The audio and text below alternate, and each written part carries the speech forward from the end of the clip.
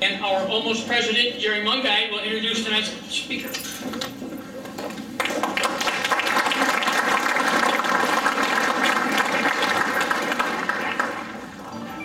Before we introduce tonight's guest speaker, I think it's appropriate to acknowledge the wonderful leadership of Howard Myers for the last 2 years.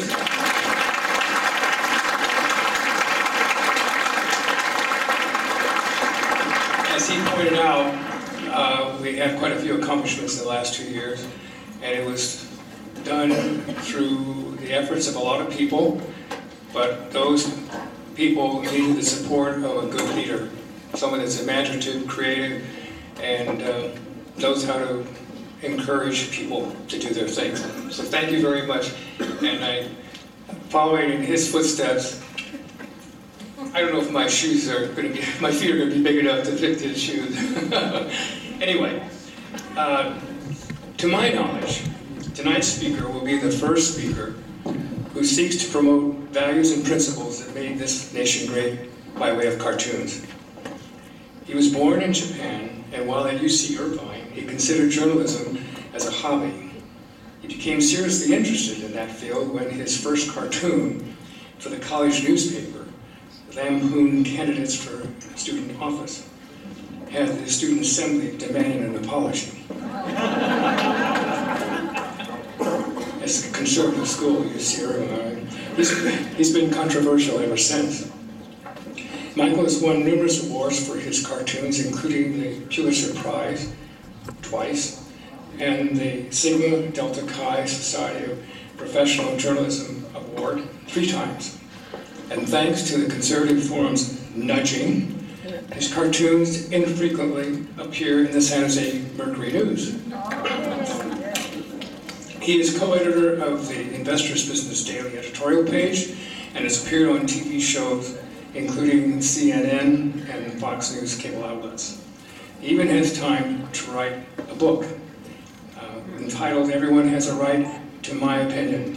This book is available for sale tonight, and he will autograph your copy after the Q&A session. Tonight, Michael will educate and motivate us with his talk entitled Editorial Cartooning, Journalism and a Citizen's Duty in the Era of Hope and Change. Please join me in welcoming Michael Ramirez.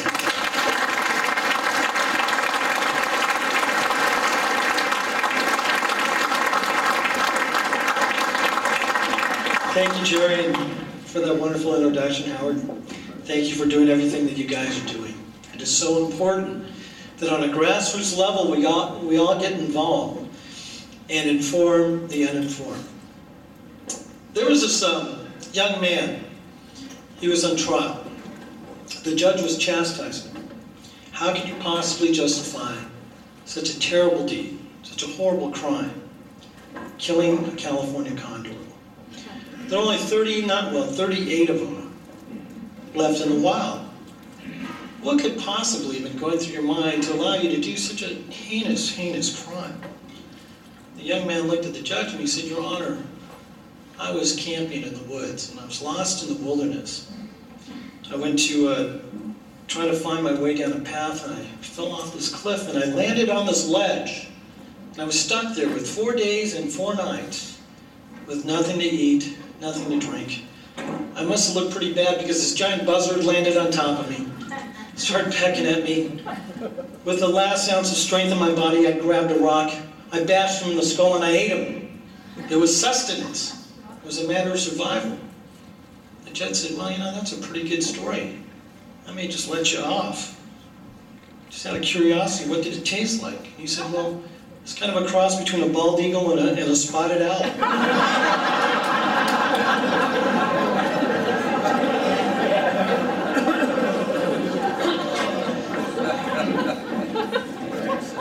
A story with a twist, an element of humor to capture your attention, and then the fatal blow. In essence, that's editorial cartooning. When people ask me what's an editorial cartoonist, I often say, well, we're kind of a hybrid. We're kind of a cross between Bret Hume, Edward R. Murrow, and the son of Sam. Editorial cartoons are about concept. I guess that's what I want to convey tonight. Illustration is merely a vehicle to convey a point of view, but we're analysts, we're editorialists. We're here to protect and inform the public, to attack and repel those who do not share our philosophical ideas. We're here to attract and compel the reader to arms in the battle against the complacent, the lethargic, the evildoers, the champions of the status quo, and the assorted predators of society. By that I mean politicians. Now basically you can see I get paid to be obnoxious. It's the only other profession besides dentistry where you get paid to be obnoxious. Now politicians think that they're paid to be obnoxious. They're not paid to be, they're just obnoxious. That's why we have editorial cartoonists. It's really a profession about ideas. 95% of what I do is concept, or pushing a particular point of view. We're the pit bulls of journalism, and we're trained to attack at the slightest provocation. We are the prosecution, pushing for a rapid conviction and an immediate execution. We are the defense, punching holes in the arguments raised against our cause. We are judge, we are jury. And since I'm not on the Ninth Circuit Court of Appeals, you can actually understand my rulings. We stand in judgment over the issues in the sense that we levy is swift and harsh. But in order to be judge and jury, you have to be informed. It's really the essence of any true free society. So, basically I'm boring.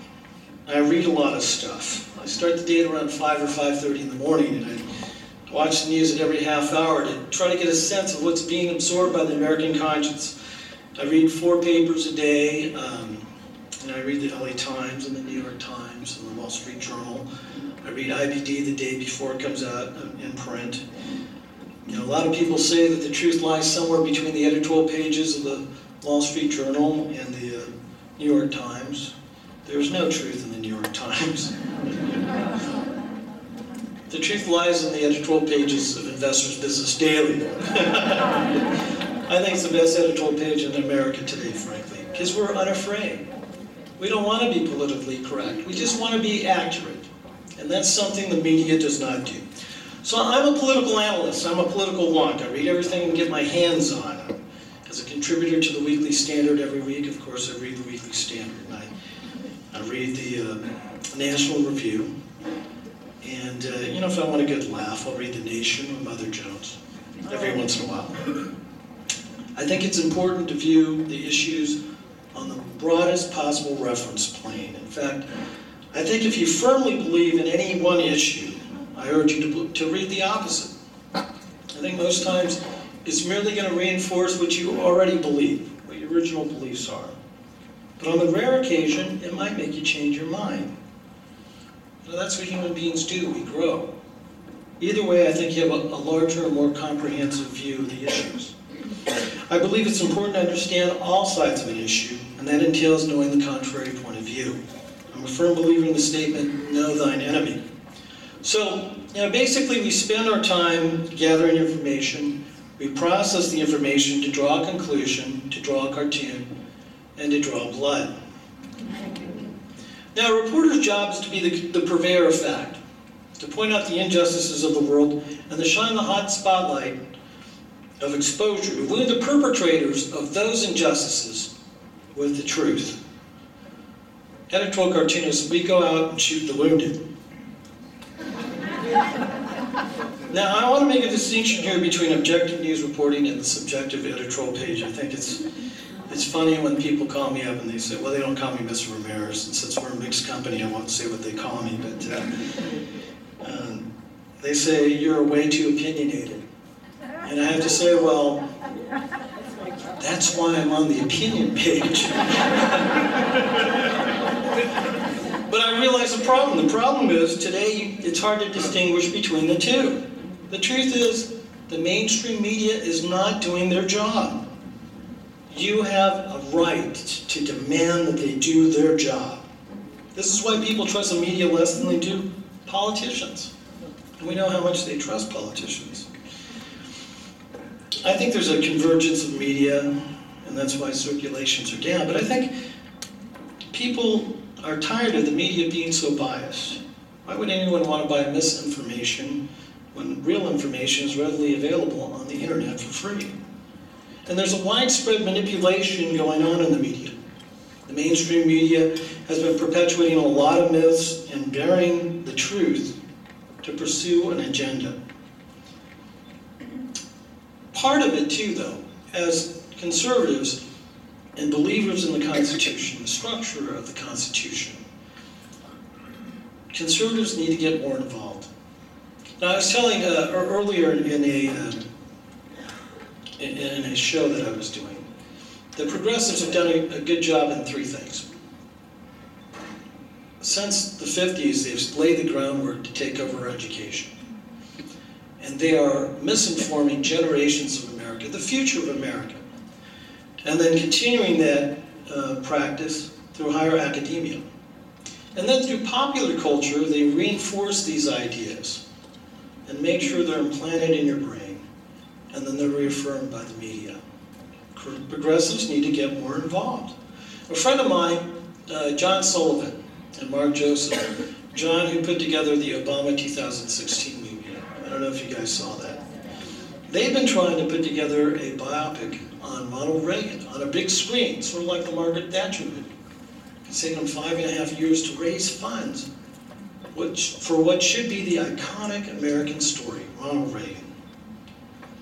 You know, Reagan was perhaps the greatest president of modern times. This is a story that generations ought to follow. You know, I think he provides all of us a lesson in what should be the American idea of presidential leadership.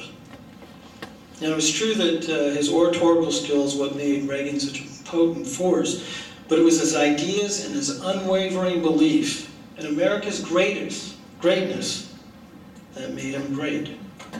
I don't know if you've been to the Reagan Presidential Museum out in Simi Valley. You might have seen a clip of Ronald Reagan's hosting a bunch of political cartoonists. I happen to be fortunate enough to be one of the guys there, and I think the guy, he's second to the middle, in the front row. And you know, one thing I loved about Ronald Reagan was his sense of humor. The joke he told that day was about the difference between the United States and the Soviet Union, democracy versus communism, where free speech is limited. And the way he put it was brilliant. He said, the difference between the United States and the Soviet Union is, in the United States, political cartoonists can draw editorial cartoons of the President of the United States. In the Soviet Union, political cartoonists must draw editorial cartoons of the President of the United States. Ronald Reagan was essentially an editorial cartoonist with words. His jokes were funny, but they always had a cogent point. Take America's Cold War with the Soviet Union. On March 8, 1983, Ronald Reagan declared the Soviet Union the evil empire. You know, the reaction was immediate. A blanket of condemnation rose from political pundits in the mainstream media. Critics in conventional wisdom called Reagan's remarks unpresidential, an abrogation of diplomacy. They characterized him as a doddering old man, barely in charge of his mental faculties, who was unaware of what he was saying. And they called him much, much worse. But in the most remote part of Siberia, deep in the Soviet gulag, in a dark, damp, and dingy cell, a sympathetic guard leaned over to a Soviet dissident, a political prisoner, and quietly whispered between the bars of his cell, Ronald Reagan has just called the Soviet Union the evil empire. The whisper hung there in the air for a moment. The guard left him alone in the darkness of his prison cell. Quietly, the metallic sound of a worn spoon tapped against the rock, repeating the news in Morse code down the corridor. Ronald Reagan has called the Soviet Union the evil empire. One spoon tapping out the hopes of those imprisoned in the darkness. One spoon, followed by another, followed by another. Metal against rock, bursting into a cacophony of defiance. You see, words have meaning. And Reagan's words marked the beginning of the end of the Soviet Empire. Reagan was a crusader against evil in the world, and he boldly challenged Mr. Gorbachev, tear down that wall, and the wall fell. Words have power, but words are only powerful if they're pursued with meaning, purpose, commitment, and action. The collapse of the Soviet Union was only one facet of Reagan's achievements. These achievements are being lost today. His administration can provide many lessons that need to be applied right now. I mean, let's look at the America Ronald Reagan inherited before his inauguration on January 20th, 1981. America was suffering by what we were told as a national malaise by President Jimmy Carter, and it was our own fault. The misery index was above 20%. We had high unemployment, double-digit inflation. Remember, it's 13.5%. And double-digit interest rates, they were around 21.5%. I don't know if you remember that. The soft diplomacy of Carter's policy of appeasement had severely damaged America's international reputation. Deep cuts in the military had damaged our defense posture. Iran had taken American hostages, 52 of them remaining in prison for 444 days. In the winter of 1979, America had lost faith in itself. Jimmy Carter told us to stop whining. He said, when it comes to energy, be more conservative. America took his advice. They kicked him out of office. They elected Ronald Reagan. Reagan took us from the darkness. He restored funding and established a strong national defense and advocated a diplomatic policy of peace through strength. He pledged to reduce government programs. He pushed a 25% across-the-board cut in income taxes, the largest in history. But mostly, he stopped apologizing for U.S. wealth and might and projected America's greatness. The Economic Recovery Tax Act that Reagan signed into law in 1981 was the engine for economic growth for over 2 decades. It was a free market-based economic prescription that created greater incentives for work, investment, and individual achievement that unshackled the American dream. Now, progressives will say, well, that was just a windfall for the rich. But the top 10% were paying 48% of total income taxes in 1981. By 1988, the top 10% were paying 57.2%. It was a rising tide for all boats. It was a uniquely American idea.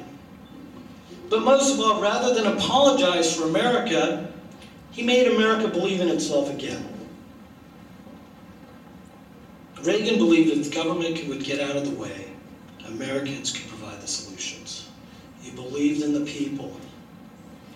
Now, today the media is trying to make a comparison of President Barack Obama to President Reagan.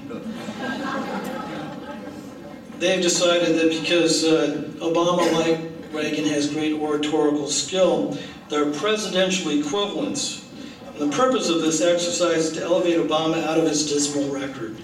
Because when you look at it, you have real economic malaise, a significant increase in the burden of government regulation, a huge expansion of the federal government and its intrusions into American life. And the list goes on and on, tax increases, trillions of dollars in added debt. And when it comes to defense, the story is much, much worse. I think all these things that have happened in the last 5.5 years, it's not about being a Democrat or Republican. It's about looking at real problems and finding real solutions.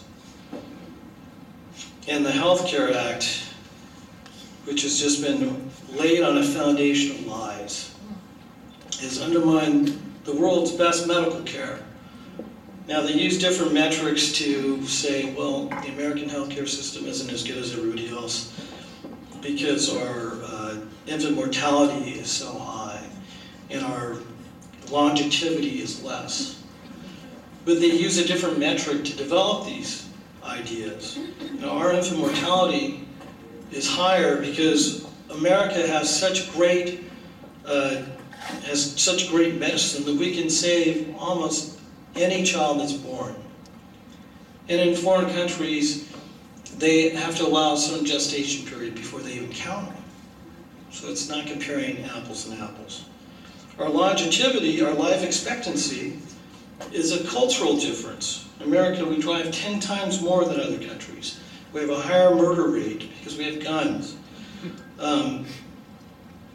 You know, according to John Stossel, if you eliminate traffic and murder and watching Al Gore videos, we have the same statistical life expectancy as most other countries.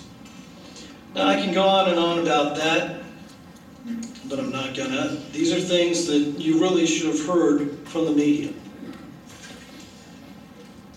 It shouldn't be my job as an editorial cartoonist to tell you what's going on. You see, the distinction between objective reporting and subjective editorial page has been blurred because they're pursuing a progressive agenda and they're not telling you the truth. Newspapers and media have an obligation to give the readers the truth. Not a filtered version of the truth. Not a politically correct version of the truth, but simply the truth. Now, they're all human beings, and most journalists are. So they will undoubtedly have their own interpretation of events, but that's what makes it so important to cover an issue in its entirety. That's what I do as an editorial cartoonist. Look at all the minutiae and try to find an accurate presentation of those facts. But because of human nature, we have a subjective interpretation. I think they use that interpretation to pursue an agenda. I think that's wrong. But differing perceptions can easily color an issue. Let me give you an example. Sherlock Holmes and Dr. Watson went on a camping trip. As they lay down to sleep, Holmes turned to Watson and he said, "Watson, look up into the sky and tell me what you see." And Watson thought about it for a minute and he replied, "Well, I see millions and millions of stars." And Holmes said, "Well, what does that tell you?" And Watson replied, "Well, astronomically, it tells me there are millions of galaxies and potentially billions of planets. Theologically, it tells me that there must be a God to create something so beautiful, and that God is great and we are small and insignificant. Meteorologically, it tells me, well, since it's a clear, beautiful sky tonight, it'll probably be a beautiful day tomorrow." And Watson turned to Holmes and he said, "What does it tell you?" And Holmes looked up and he said, "Somebody stole our Kent."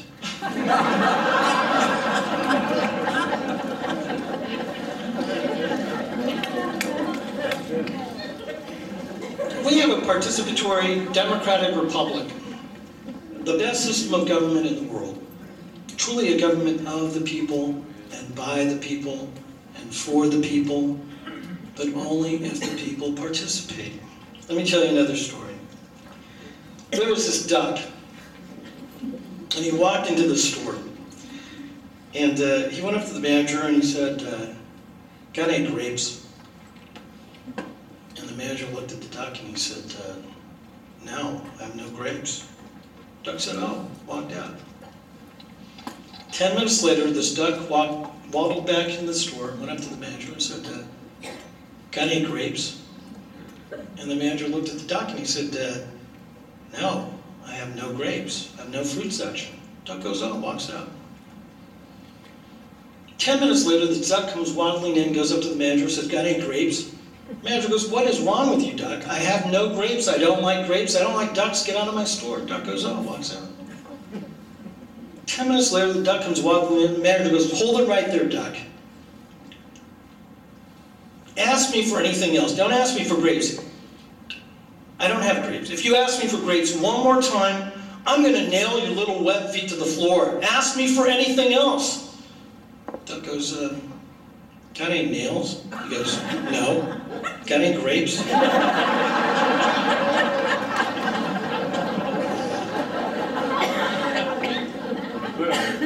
You see, this joke provides a good working analogy of how I view Washington bureaucracies at work. Because you see, in Washington, D.C., things are not always represented as they truly are.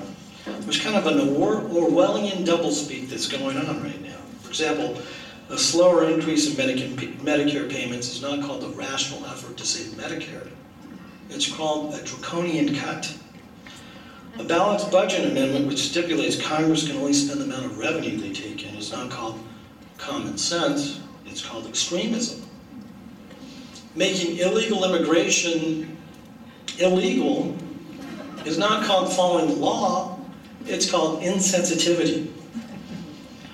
Judging someone not by the content of their character, but strictly by the color of their skin is not called racism, it's called affirmative action. Aborting a human fetus in its third trimester is not called killing, it's called a choice. When governments have a surplus, it doesn't mean we pay too much in taxes, it means we've spent too little in services. And a tax is no longer a tax, it's called an investment in America. Or wait, Vice President Biden calls it patriotism. And if you like your health care, you can keep it. The battle that our brave soldiers have undertaken against terrorists and Islamic extremism is no longer called a war on terror, it's called an overseas contingency operation. Our Secretary of State now, of course, believes that American soldiers should be called war criminals. And the new national security strategy document drops the term Islamic extremism from their lexicon. Oh, and blowing up buildings is no longer called terrorism, it's called a man-caused disaster. Well, let me tell you something. This administration has been a man-caused disaster.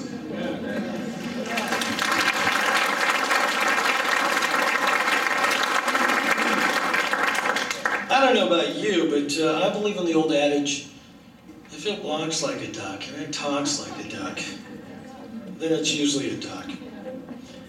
As an editorial cartoonist, it's my job to nail that duck to the floor, because someone needs to watch over the institution for the intellectually challenged, Congress on behalf of the American public. See, politicians often forget who they work for. Because of the pomp and circumstance that surrounds these career political celebrities, we're lulled into thinking it is we who work for them, when it is the opposite. It is they who work for you. Don't ever forget that. They are public servants. They are elected to do your bidding. They are far from being infallible. The problem with this country is not that we pay too little in taxes. It's that we support a government that has gotten too big and too intrusive. According to USA Today, state and local spending has increased by 31% since 1997. It's now 15.2% of all U.S. personal income, which is the highest level since 1929. Our country was built around the idea of self-governance and independence. But 39% of Americans are on some kind of government program. 1 in 6 Americans are on direct government assistance. 50% of Americans, almost 50%, do not pay federal taxes. In the latest election, we had less than 58% turnout of all registered voters. And if you took the real numbers of the eligible electorate, less than a third, 29%, voted for the president of the most powerful country in the world. Is this America you want? It certainly isn't the America that Ronald Reagan envisioned. It's amazing when you look back into history at a small group of colonies united to fight taxation without representation. It is clearly evident now that we face the same challenge. This is a nation founded on the principles of limited government, individual liberty, self-responsibility, and a strong national defense. It is time to take our country back.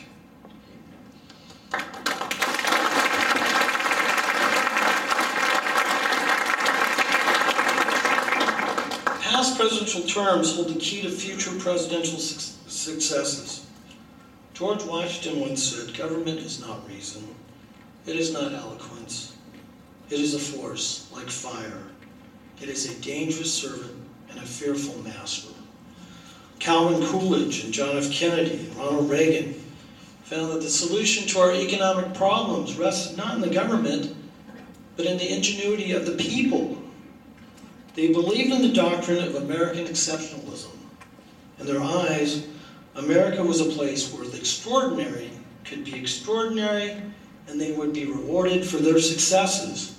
In turn, their success would create innovation and jobs that benefited the average American and give those average Americans incentives to work hard and dream and to become extraordinary themselves so that others could remain simply as community organizers. President Kennedy believed in an America that could reach for the moon, not reach for the taxpayers' wallets. President Obama said,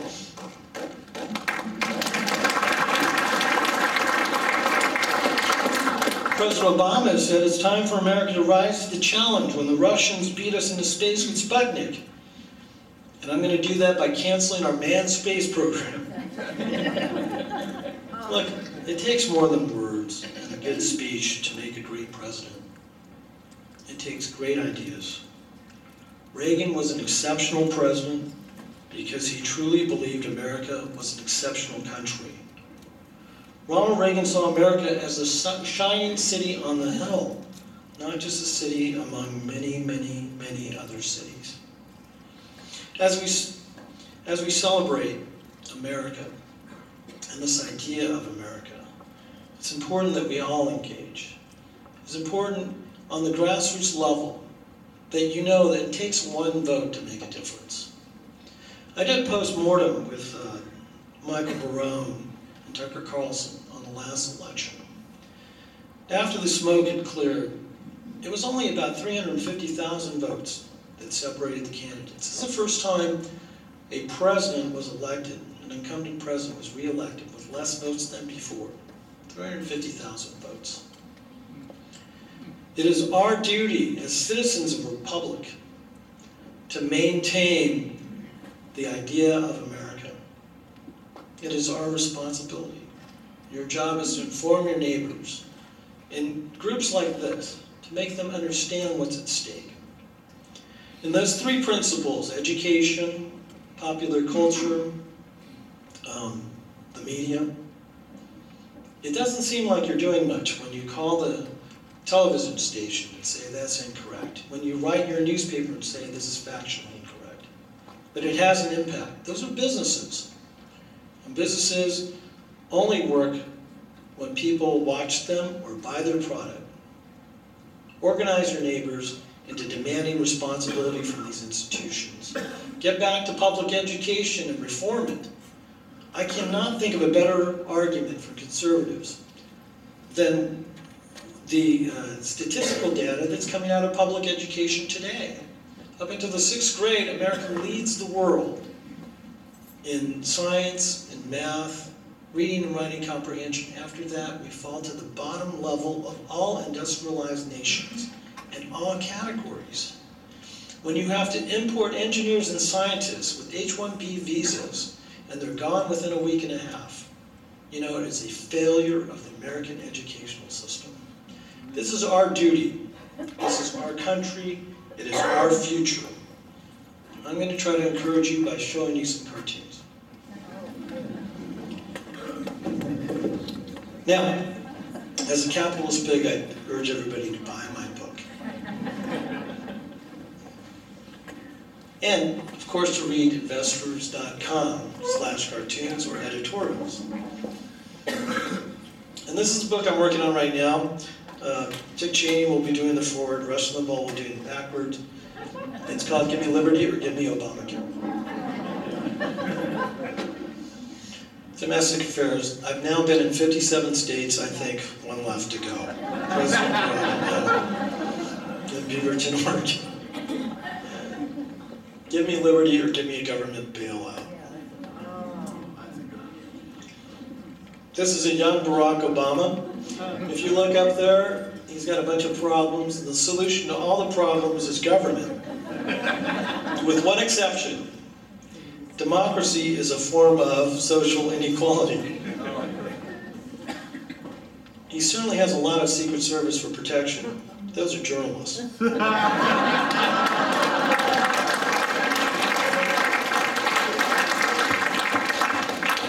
Letter of intent. From a nation of achievement to a nation of entitlement. And the This stamp, of course, is a food stamp. And if you notice, I always have a cigarette somewhere around Barack Obama because he smokes. Limited government, you bunch of extremists. It's our founding fathers. Made in China.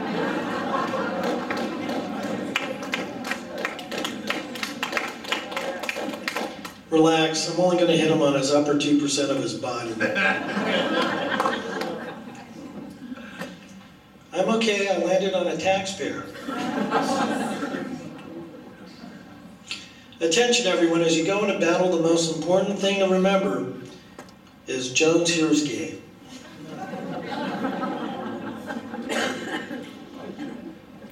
Space station or bust. The Soviet Union is charging us 3 times the amount that they charged us before. Here's the green economy out of gas.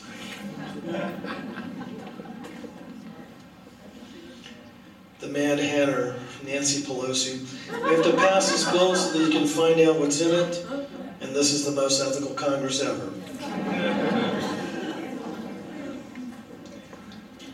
This is the media, this is Obama. You didn't build that, somebody else made that happen. King George III built the roads. The lapdog. I'm not saying that's Chris Mathis, but...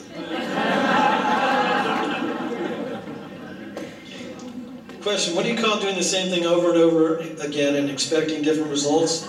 California.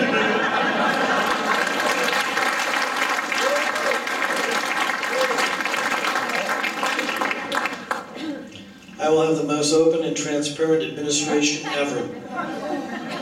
Now, and one thing you'll notice about my cartoons, whenever I have the Oval Office, you know how you have pictures of your loved ones.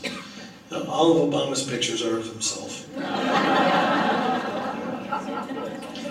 We, the government. The mountain of debt, someday all this will be yours. $20 trillion.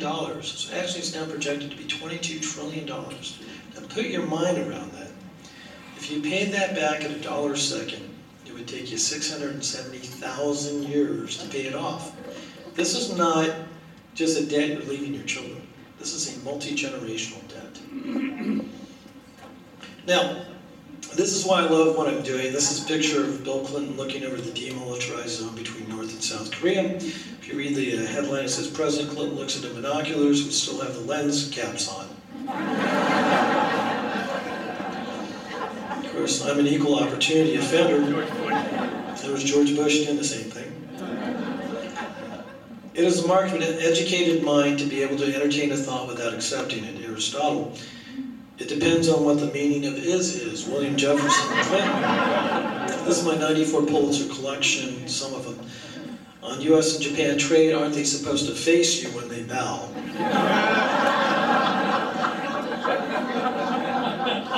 The modernization of the Catholic Church. In light of the modernization of society, we'd like to renegotiate the 10 Commandments down to 4.5. Moral values. If it were not for reporters, I would tell you the truth. Chester Arthur. Our moral fabric. Now, this is when editorial cartoons succeed the best. When they're the most concise images and you immediately get the point. When you think about it, political cartoons are sort of like advertising. With advertising, you're using an image to sell a product. With editorial cartoons, you're using an image to sell an idea. Father, you can't say prayers during graduation ceremonies, but if you print them on condoms, we'd be happy to distribute them. What I wanted to do on Father's Day, meet my father. It was done in Memphis, Tennessee, where they had a 47% illegitimacy rate. Here's a black man with a black kid, a white man with a white kid. The black man's thinking white, the white man's thinking black, and the kids are going, look, another kid. This is the unparented kids going down the slide into gangs. You two here to be married? Yes. Well, step up and be counted. Why society would try to impose its moral values on us is beyond me. It's perfectly natural for two people in love to want to get married. Your father should be proud of you. He is my father.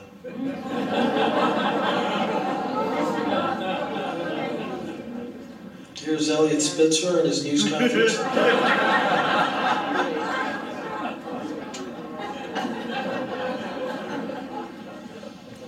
Hollywood. You can fool all the people some of the time and some of the people all the time, but you cannot fool all of the people all of the time, Abraham Lincoln.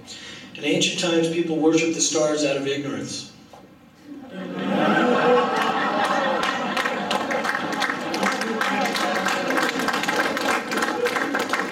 Maybe later on somebody can explain to me exactly what the Kardashian thing is all about. I just don't get it. Who would callously glamorize drugs and tobacco just for profit? Hollywood. Son, your father and I decided not to let you watch television anymore because it promotes violence. Touch my remote and I'll kill you. Remember when Michael Jackson was holding a baby over the banister? The baby was thinking, Michael Jackson's my father, oh please let go. This is his sister. Wardrobe malfunction. Martha Stewart. Today on Martha Stewart Living, I'll be demonstrating how to cook your own goose. Junior, it's time to take your Lipitor. Not now, Mom, I'm playing baseball. Reality TV, the voyeur. I'm not just a reader of the news, pause next paragraph.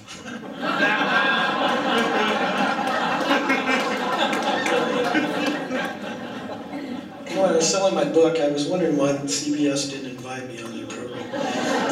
A government big enough to give you everything you want is a government big enough to take from you everything you have. Gerald Ford. Marlboro Country.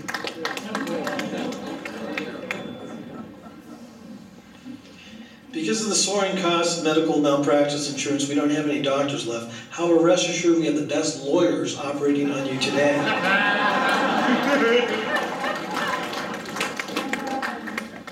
The don't ask, don't tell. Don't ask, don't ask, don't ask. I don't know how the LA Times let me run that cartoon. But it still cracks me up. Affirmative action, peeking under the blindfold, Lady Justice. These are all the people we lost through cigarettes. Do cell phones distract you? Can I call you back?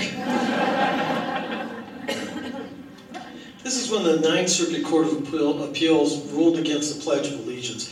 Bryce and Boba the Clown was all booked up, so we got the next best thing. Are you really from the U.S. Ninth Circuit Court of Appeals? Viva bilingual education. And here to share his personal success story through bilingual education is Miguel. Okay? We need better immigration laws. Profiling is politically incorrect. Besides, they pose no real threat to us. Well, you have a slight temperature and we're not sure why. So we're going to have to amputate your legs.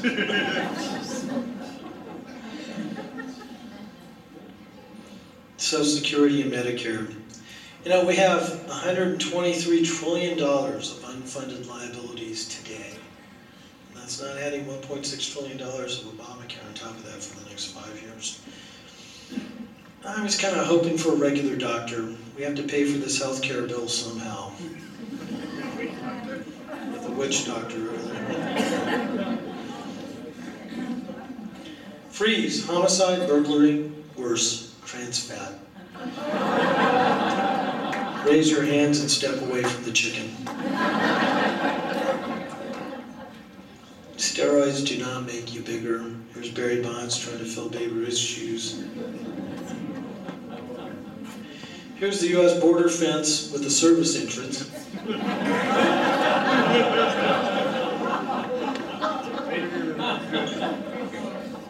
Economics, the business of America is business, Calvin Coolidge. Saving Social Security.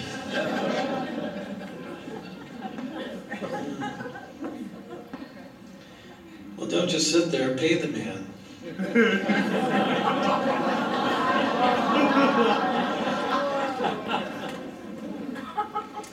How electric cars work.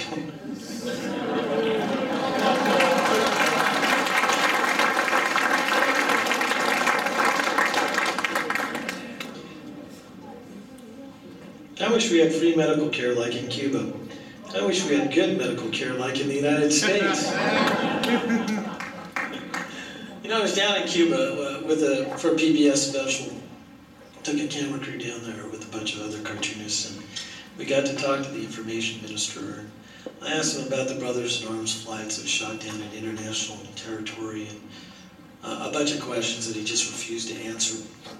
I finally said, look, I talked to your political cartoonists, and they're not allowed to draw cartoons of Fidel or Che Guevara. You know, in America, we believe a country that can't make fun of its leaders is usually a country imprisoned by its leaders. So let me just ask you one question, and maybe you'll answer it. And he zoomed the camera in on his face, and I said, what's your favorite Fidel Castro joke? I thought he was going to pass out. Little beads of sweat started gathering on his forehead. He thought about it for a minute, which is just a lifetime on television. And he finally said, I don't know one, but I'll tell you one later.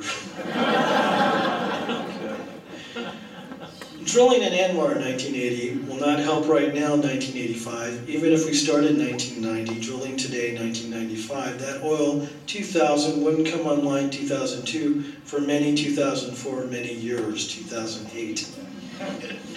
Government is not reason, it's not eloquence, it's a force like fire, it's a dangerous servant and a fearful master, George Washington. These are the Clinton years, one of my favorites.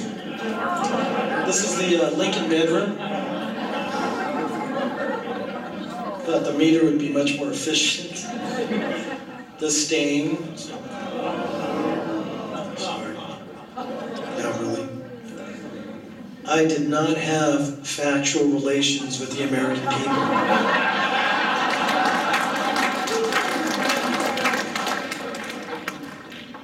Like I'm the one who needs to be neutered.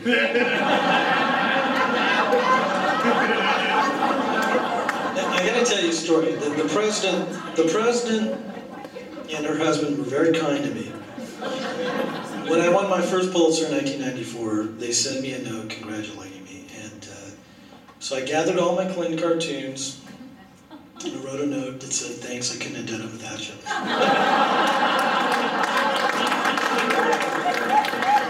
I thought it was funny at the time. I got audited 4 months later. The only president to be held in contempt. See, I had to draw that at the right angle there. His pants were around his ankles. Here's the Clinton autobiography with the pullout. I think that's Miss May. The U.S. Senate at the spending trough. Now, there was a question when Nancy Pelosi was Speaker of the House whether she'd have her own form of transportation. I already thought she had her own form of transportation. Air Force 3. This is Jimmy Carter. This is anatomically correct. Nothing brings out the lower traits of human nature like office seeking. Rutherford B. Hayes. See, I had the best job in the world, really. The parting of the GOP, here's John McCain.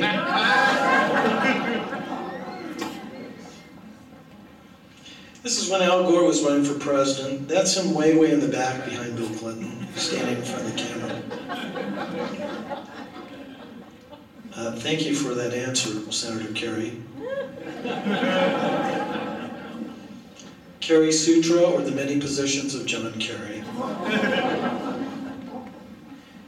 Is there anything in the wardrobe to make him look thinner?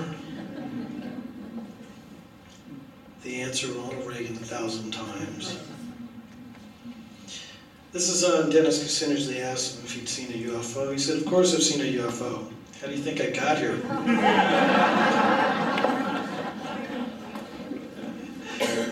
Oh, this is Hillary Clinton for president. Don't worry, I have experience. I'm not a surgeon, but I was married to one for 8 years. My friend Fred Thompson, I announced my candidacy for President of the United States. I quit. Obama's rhetorics and Obama's policies. I can reach across the aisle to Democrats, no Republicans. John McCain. Somebody had actually mentioned this cartoon earlier, I think. Where here's Barack Obama in The Wizard of Oz. He's thrown 98 buckets of water on Hillary Clinton, but she just won't go away. We're a nation that has a government, not the other way around, and that makes us special among the nations of Earth, Ronald Wilson Reagan. You can expect an extremely hostile response, heavy fire and lots of resistance. Just keep your head down, stick to your guns. This is George W. when he was making his European tour. What about our allies? Those are our allies. Yes, Elian, someday all this will be yours. Remember Elian Gonzalez? Is Russia reverting back to Soviet-style oppression? You're darn Putin. The difference between Chinese intelligence and American intelligence, well, the difference is they're spying on us, and we're spying on us too. We've located the U.S. miniaturization blueprints for the W-88 nuclear warhead and all its design specs. We found the Chinese embassy on a map. North Korea, playing with the powder keg. I'm going to cruise through some of these here so we can get to that. Sorry, here's Putin. What's the matter? Never seen a dolphin before? Can you get the UN to debate for a couple more weeks? Iran. This is Iran. Got a lot of death threats from this one, but fortunately, Jerry, I use your photograph and your dress.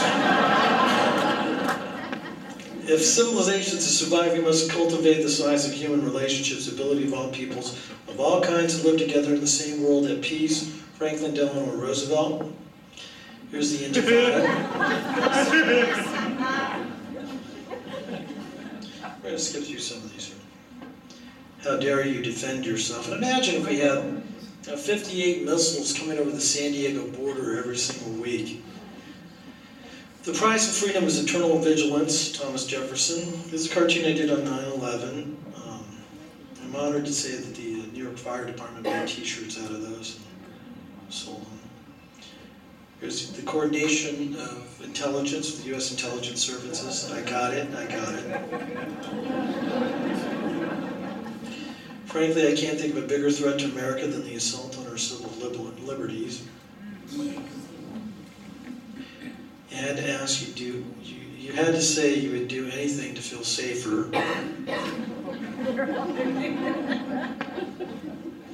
I never saw a pessimistic general win a battle. My favorite pre-Iraq cartoon is Saddam at the Sayyid Hussein run. Now I have to say, I periodically go to visit the troops. I did go down to Iraq. Went to the Ba'athist headquarters. Every Ba'athist headquarters had a pool. They didn't use them for community swimming. They used them to interrogate, torture, and kill people. Their blood stains still in the pool. The war was almost over in the first 10 minutes of the war. They gathered intelligence that Saddam was going to be at a meeting at the Ba'athist headquarters, and they lit up the Ba'athist headquarters and took it out, and most of the senior leadership, and he was 5 minutes late to that meeting. I'm going to skip through these here.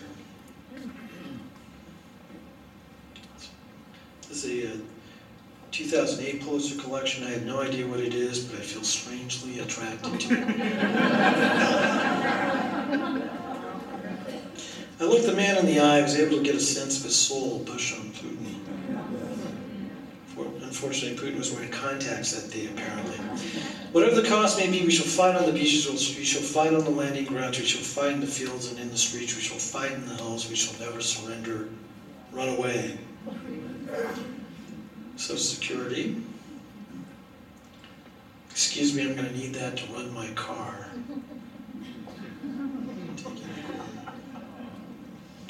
This is the Great Wall between product safety inspections and factories in China. Hillary Clinton, I pledge no more personal attacks on my drug-addicted, possibly Muslim opponent. The heroes from the California fires. The anchor.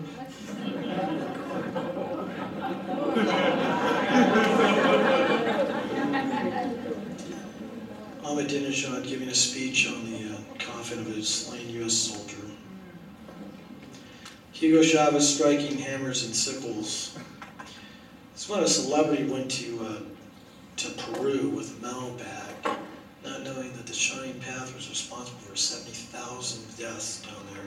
I'm tired of people wearing Che Guevara stuff, not realizing that this man was an animal who personally executed 12 people in La Cabana prison and was in charge of La Cabana prison and oversaw the 400 executions there. Things have meaning. Words have consequences. For the last time, if you don't tell us where you planted the nuclear device, we'll have no choice but to appoint a lawyer for you. It's the difference between the ATM, the automatic teller machine, and the AMT, the alternative minimum tax.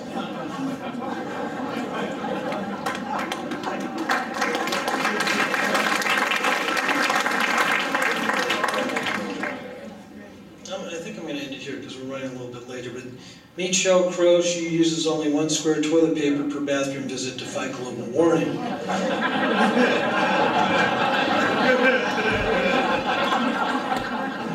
The guy's just looking at her.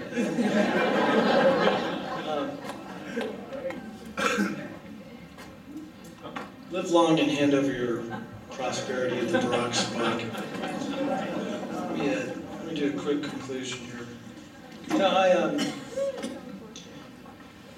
I love my job.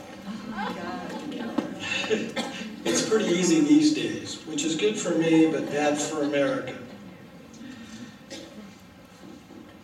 As we inaugurate this new century, a century of invention, a century of innovation and amazing discovery, of new threats and old, we embark upon a journey toward transforming the world into a brand new paradigm, a world of peace, which is a far more difficult task. I'd like to challenge you to assist in this metamorphosis. I challenge you to appreciate your loved ones, because time is fleeting, and you only have them for a very short while. I challenge you to treat everyone with respect in the manner that you too want to be treated. Of course, editorial cartoonists are exempted from that rule. I challenge you to have the courage to succeed, to be the best in whatever you endeavor to do, because that is the American way. I challenge you to have the courage to go on with your daily lives, but appreciate all the facets of life that truly enrich it and make this a better world. I challenge you to get involved, to guarantee the liberty and the freedom that we often take for granted, that so many have died to preserve. I just got back from a trip in Afghanistan, and they're making real sacrifices out there to make sure that we live in liberty and freedom. America is a place where you can do this. America is a place where you have the freedom to succeed. America is a place where you can aspire to do anything, and you have the freedom and the opportunity to accomplish your dreams if you have the will, the courage, the dedication, and the desire to do it. You're only limited by the boundaries of your imagination. And America is truly a land where dreams come true. It's where my grandfather came across the border as a legal immigrant to set his roots, to find America. It's where my mother came from Japan as a legal immigrant to find her future. You see, Mr. President, you're wrong. America is not just one country among many, many other countries. America is not a nation of entitlement. America is a nation of achievement. America is a nation of exceptionalism. I'm not ashamed to say it, nor do I feel the need to apologize for it. Mr. President, America is the greatest country in the world.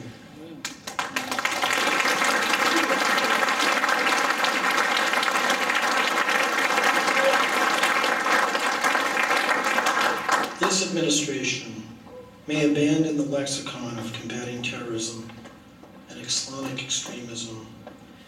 They may abandon our mission to spread democracy around the world.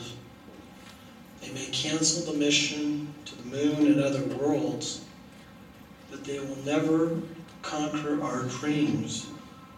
It is a dream of our founding fathers, endowed upon us by our Creator. It is the dream of freedom, liberty, and justice for all. It is the dream that Ronald Reagan believed in, envisioned, and it's called America. God bless America, and God bless you all.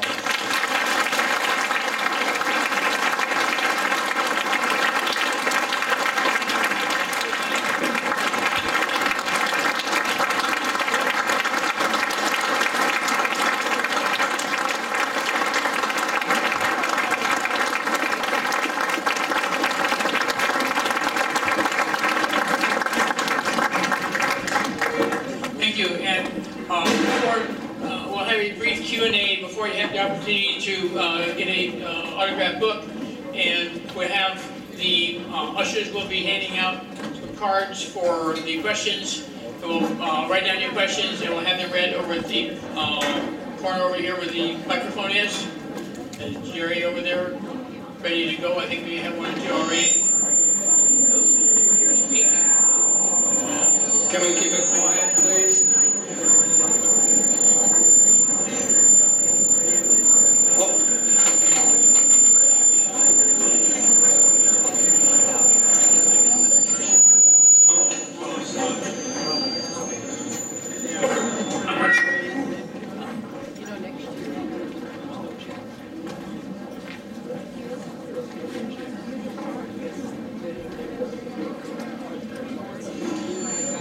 What can be done when a president usurps powers of Congress and uses departments like the EPA and the IRS to force same ideology?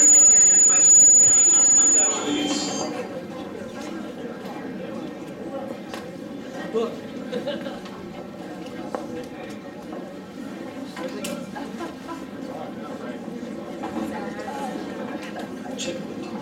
The question was, what can be done about a president who usurps the power of the Constitution?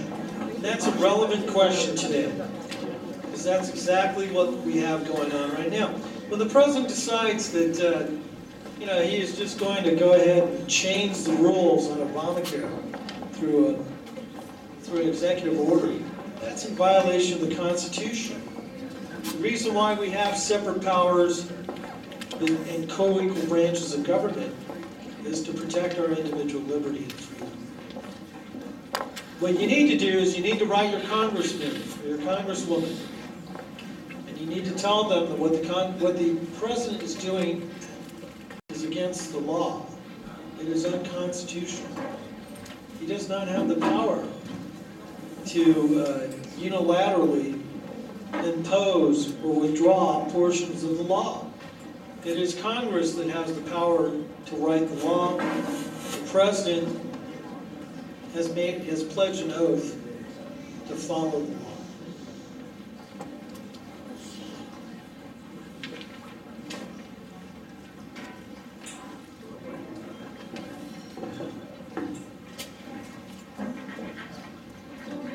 Another question. Oh, okay. Your mic sounds good. The mic you have in your hand sounds good. This one's off. Can you hear this? Oh, yeah. I'll have one while we're waiting. I read today where Boehner has appointed someone to help him on immigration reform, and this person, the name escapes me, but she's interested in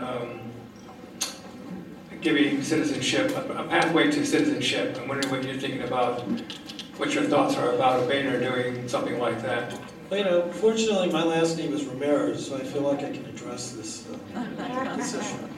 I'm half Japanese, 1/4 Spanish, 1/4 Mexican, and thoroughly confused. I think Mr. Boehner and the rest of Congress ought to hear this. Illegal means against the law. And we are either a nation of laws or not. And that's what's at stake here. The media is trying to make this an argument against immigration. Are you for immigration or against immigration? It's a ludicrous, straw man argument. America has become the great nation it's become because of immigration. Because we take the assets, the great parts of all the cultures and combine it together to make something that can only be called America. So personally, I think all congressmen, Republican or Democrat, it doesn't matter, that they need to make that distinction. The people that have violated the law, I'm sorry.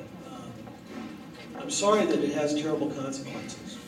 It's like saying to the son or daughter of somebody who robbed a bank and funded their college education, it was against the law what they did, but since you've been here so long, you can go ahead and keep the money that you've made. I'm sorry, you can't. It's a violation of the law. There's no question, I think, that there needs to be immigration reform. But from legal immigration, why is it that we live in this 21st century and we cannot process these people quicker? And why not find people that are going to be assets to America, the scientists and the engineers that we're importing through H-1B visas, and not making them citizens that can contribute? And the problem is, if you create a pathway of citizenship for the 11 million illegal immigrants, which will be actually about 20 million, because it's set up on familial representation immigration, which is why our system works, then those people get to cut in line before everybody else. I think we have the technology to streamline our immigration system, to make the legal system work. And the people that violated the law are going to have to pay the consequences for those violations. And if they want to be processed to become legal citizens, I'm all for that, if they get back in line behind all the other people. What do you do when you get death threats? How do you protect yourself? I was giving a speech in Chicago and somebody asked me, do you get death threats, and what was the first death threat you ever got? I get death threats all the time because people are emotionally tied to their politics, which is the way it ought to be. Frankly, you should be emotionally invested in your beliefs. So I get them all the time. In fact, when I took over Paul Conrad's office in the LA Times, I started taping death threats and hate mail to the wall. By the time I left 7.5 years later, it was 3 layers thick. We actually had to turn 3 of them into the police because they had cut out the letters and pasted. There was just something weird about those. And of course, it was right in the midst of, when they were sending powdery substances through the mail. And so they unfortunately got an intern to start opening my mail. Felt bad for him. But the first death threat I got was after I graduated from UCI. I turned to my parents and I said, I'm going to take a year off from medical school to become a political cartoonist, and they threatened to kill me. But you get death threats a lot, and it's part of the job. It's funny because they think it's going to offend you, but actually we kind of laugh at it. We kind of wear it as our medals from down.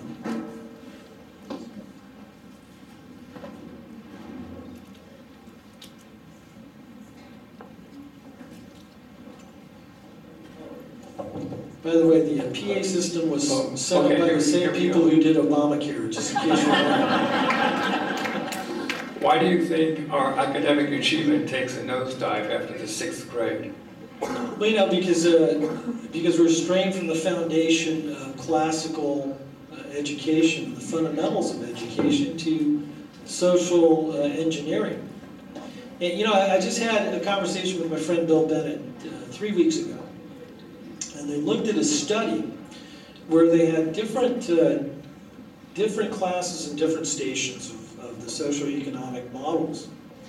And the one thing they learned was the kids that tried harder did better. and the kids who actually learned through a structure of fundamental education did better. The answer to our education system is to teach them the fundamentals of education. That's the difference between us and China and Asia. It's not the amount of money we throw at it. It's the amount of structure so that they're actually learning something beyond how to be nice to each other, how to do math and science. Those are important things too, but parents have an obligation to teach their kids those things. Our education system has an obligation to teach them how to add and subtract, do division, learn science and engineering. And higher academia, look, if you're graduating from one of these higher universities and they're teaching a doctorate degree in flower stamping, then you need to really consider donating to a different institution of higher education. We should make a demand. Our children are in these schools. We should make a demand that they start teaching the things that are important. Until America starts doing that, we're going to have H-1B visas where we're importing engineers and scientists. And we're going to have a lot of kids that majored in movie reviewing looking for jobs. Can you ask the people back here to be quiet? It's really hard to hear what you have to say. I'm sorry, I don't mean to be rude. Excuse me, can the people in the back hold it down so they can hear the questions and answers? Thank you. Can you hear them? Good. What do we need to do to impeach our dictator-in-chief?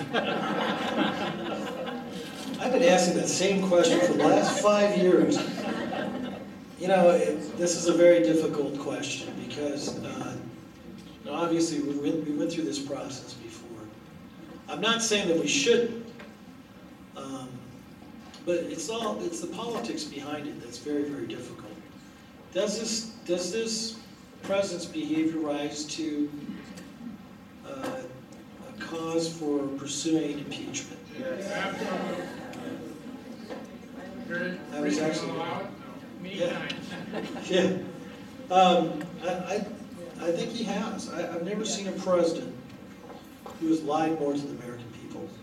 Like, you're taking 1/6 of the economy, and you're having a government takeover, and it's based completely on a foundation of lies. Imagine if you're a private enterprise and you sold this bill of goods to the people, and you found out everything that you had based this product on was a lie. You would be in prison. The problem is, look, this, and I think this is very, very important, to realistically look at political strategy, because that is going to guide you towards success or failure. I mean, it's good to be a purist. Believe me, I'm an ideological purist when it comes to writing my editorials, giving advice, thinking what the best solutions are to our problems. But there's also a political methodology that needs to be done in order to achieve success. Now, the Republicans deserve lots of criticism, no question about it. When they controlled the Congress, they should have been more like Republicans. And they did not. They lost it. But let me give you a comparison. In the 109th Congress, 7.5 years ago, when the Republicans controlled both the House and the Senate, our federal outlay was $2.68 trillion. Those guys that were spending out of control with the Republican president, George W. Bush, spending tons of money. The deficit was $161 billion with a B. 7.5 years later, our federal outlays over $3.6 trillion. Our deficit last year was $1.3 trillion. The growth of the population has been a little over 4%.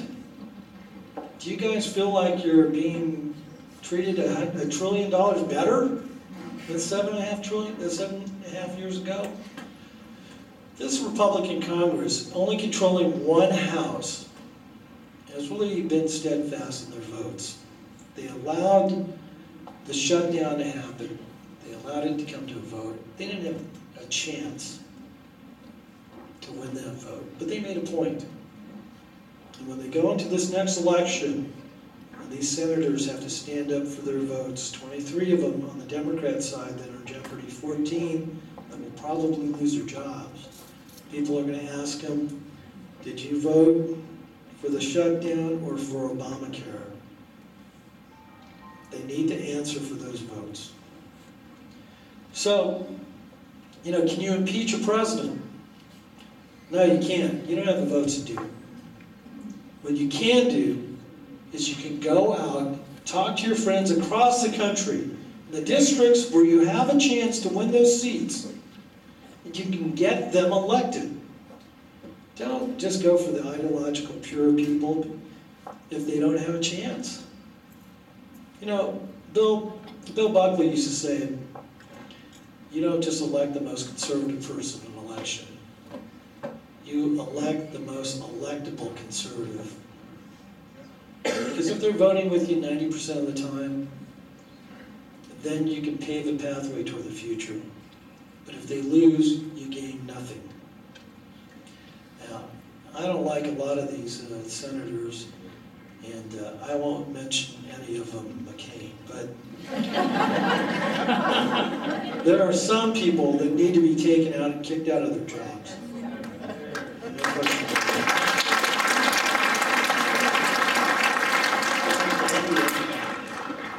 How do you know when a cartoon you've drawn, excuse me, is a good one? What kind of feedback do you find most valuable? Well, hate mail, really. The minute they mention it on MSNBC, it's a home run.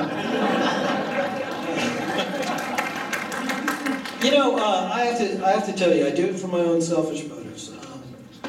Because I've been training in this job for the last 28 years, and I can sort of sense when I've accomplished making that concise image that translates exactly what I want to say.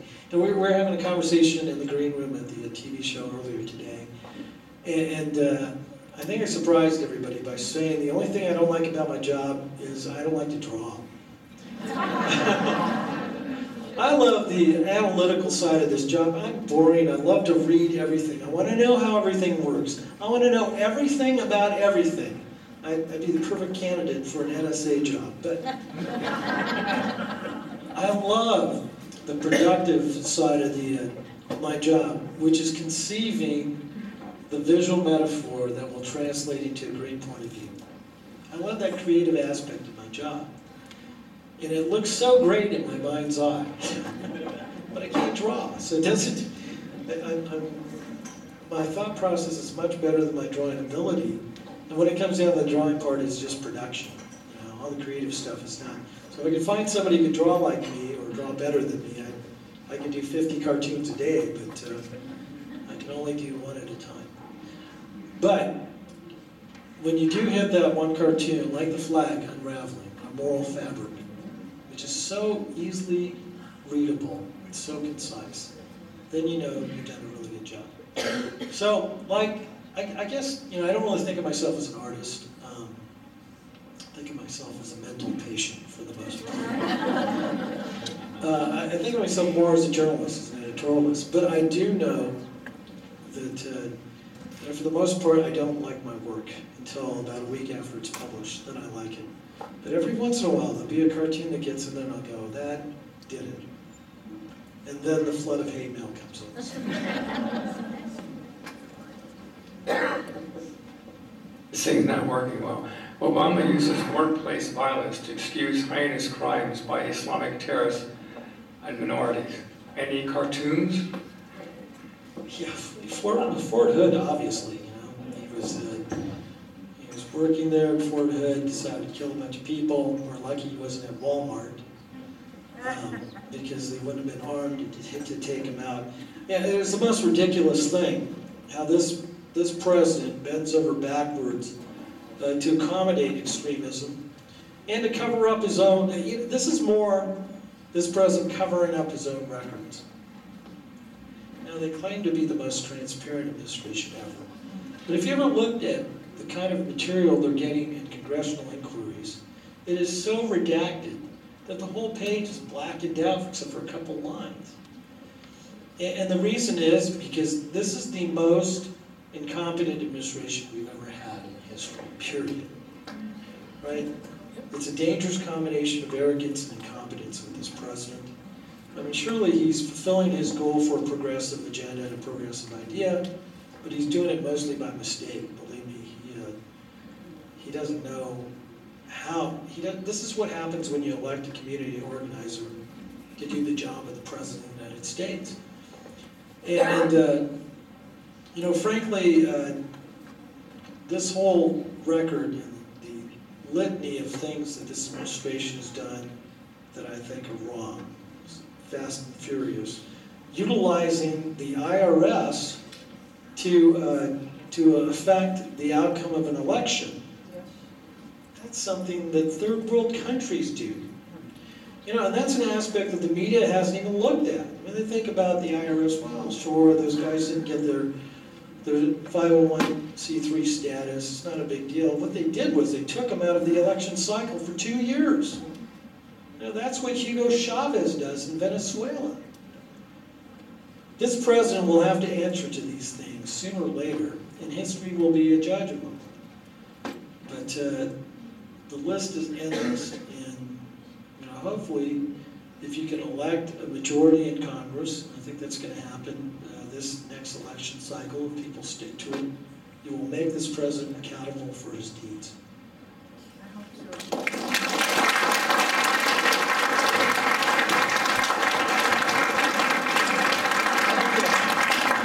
You guys signed some books. Thank you for having me. Thank you, first of all, thank you all for what you're doing. I love to speak to groups like this because I know you guys are engaged. And I know it seems like you're not making any progress, but it is these grassroots efforts on the ground that can change an entire country, right? They've transformed America with less people in the last 4.5 years. Imagine, and I speak to groups across the country, imagine if the people that truly believed in the essence of America did the same thing, how transformative it could be. Get out there and fight. Get out there and engage. Thank you. God bless you.